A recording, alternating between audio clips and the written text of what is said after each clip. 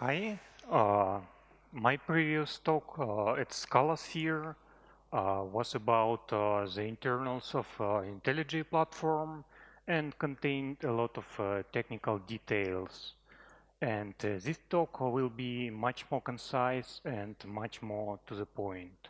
But in the grand scheme of things, it will be probably more important because it's so easy to forget about things that matter when you are dealing with a lot of technical details. Let's start with a simple quiz, which is probably a no-brainer for an experienced Scala developer. Which is the hardest part of Scala? So you can choose from. It's higher kind of types, it's higher order functions, and just maybe it's highly complicated installation.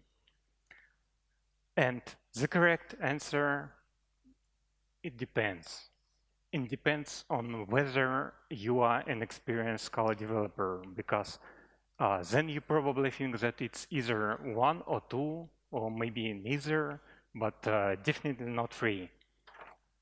And the following presentation is intended to put you in the beginner shoes, so maybe you will reconsider. So let's start with a blank slate, which you might probably expect from a computer of a beginner.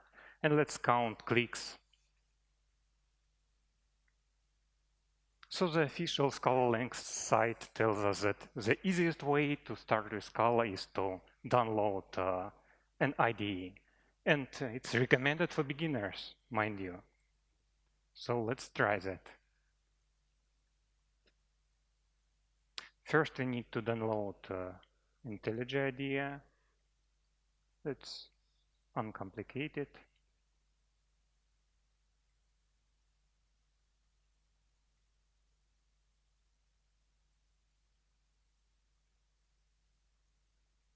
Then we need to install it, which is also uncomplicated, but only under the macOS.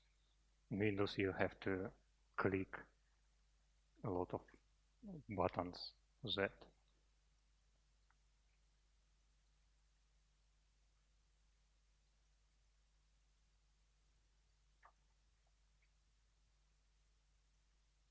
Then let's start the installed IDEA. But you cannot use it right away. You have to answer many tricky questions like your previous settings, which are non-existent. Then you need to choose different things like key map, UE, uh, and then it comes to tune IDEA to your tasks, which is exactly what we need, because we have a very special task, and the tuning is basically disabling of unneeded plugins. This can save you CPU resources, memory, but it also declutters your user interface, which is especially relevant for beginners. And as you can see, there is quite a lot of clicking because there are many plugins.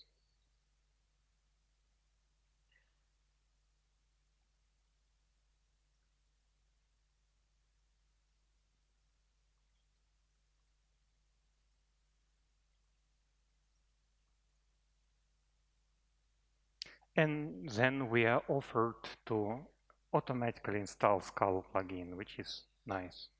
But which also means that if we click skip and set defaults, we will end up without Scala.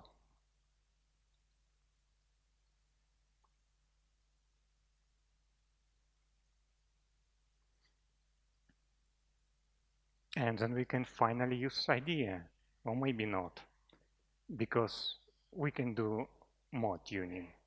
If we open the plugin settings, we can see that there are still many plugins which is not disabled by the wizard.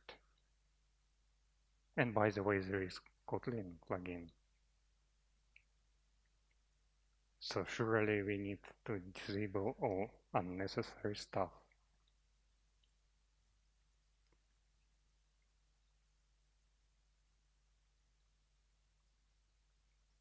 Okay, now we can create a project finally. But then we stop short because there is no JDK, whatever that might be. But fortunately there is a hyperlink which we can click and maybe download, or maybe something cookies. And then we have a quest.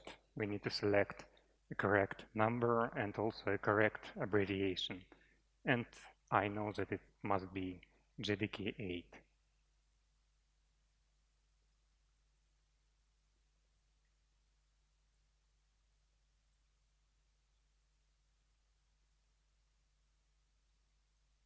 So you install what you downloaded.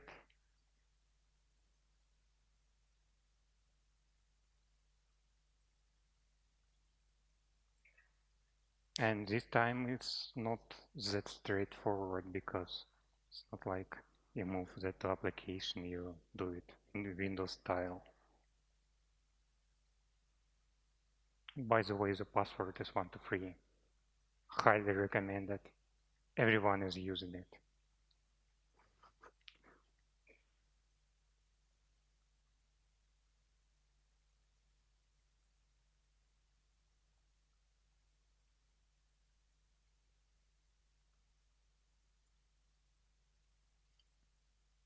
But installing is not enough. You need to register the JDK in IDEA.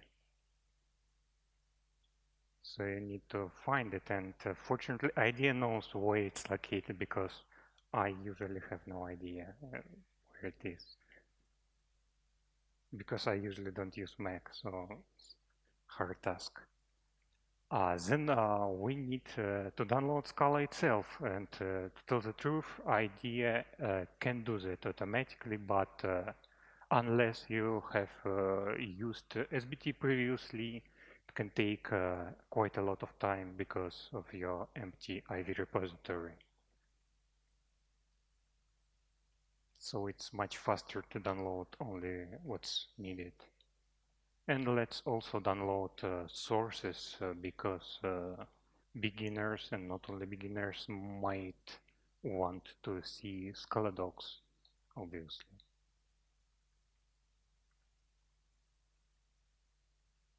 And then we need to extract the archives.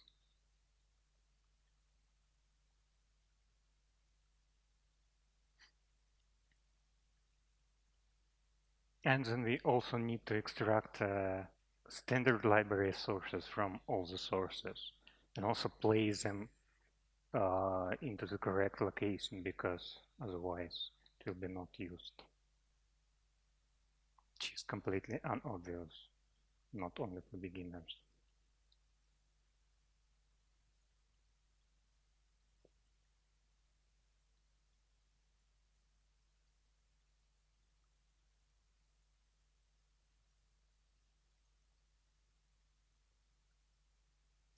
And likewise, we also need to register the Scala SDK in IDEA.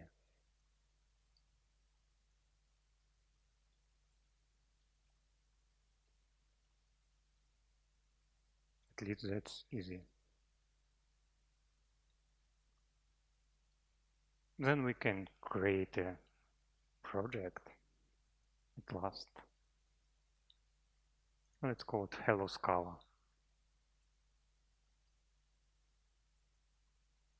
And, well, everyone knows that we have to index sometimes.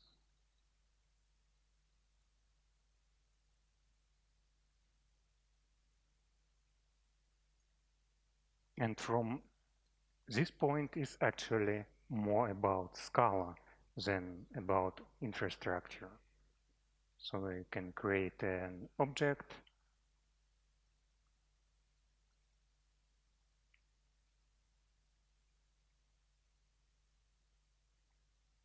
and define the main method.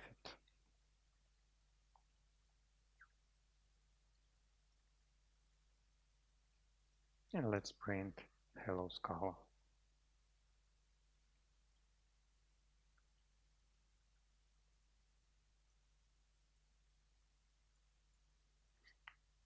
And now we can run that.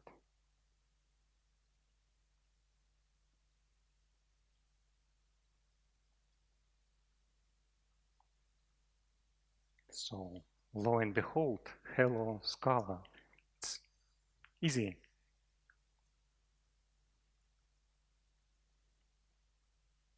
And here is the numbers. So basically it took us 100 clicks to get there. And it's a set state of affairs. And it was kind of okay, at least for the first 10 years or so. But then came Heather and said, guys, are you even serious? Because Scala Center needs to teach Z to hundreds of people. So we got serious. We created a ticket for that. That's how you get serious, you know.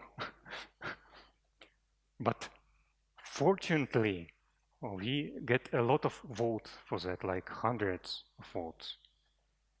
And also kind of votes on Twitter and even kind of votes on Reddit. And not just votes, but well thought out arguments about why we need to actually do that. And we would like to thank all the people who supported that idea, because the support was actually needed, because we cannot just, at least not always, do anything we want, and sometimes we have to convince JetBrains that such thing is needed. Otherwise they will come to us and say something like, guys, are you even serious? So here it is, IntelliJ Scala bundle.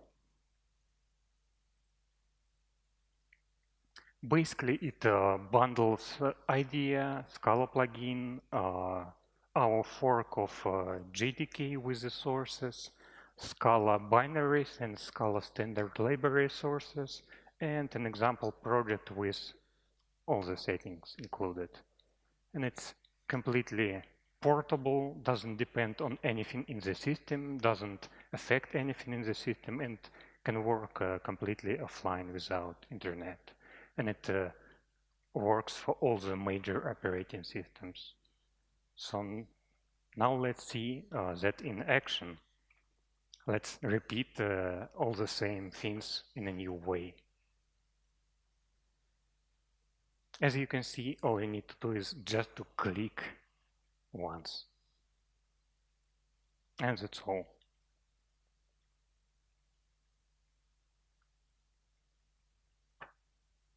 You can just run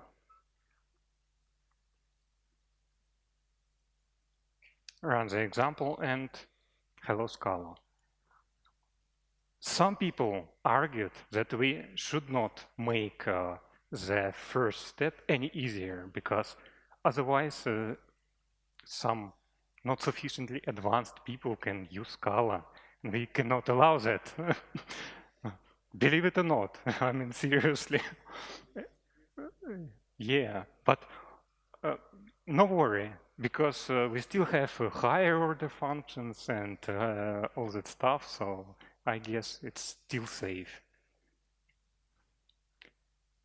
So here is the numbers to feel the difference. So it's basically half of the space, like only one click comparing to 100 clicks, and incomparable less amount of time.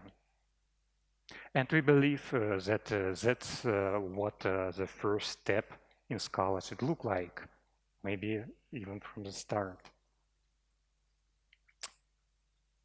And the message to take home is that it's very easy to underestimate the length of the first step, but it's crucial to make the first step easy. Thank you.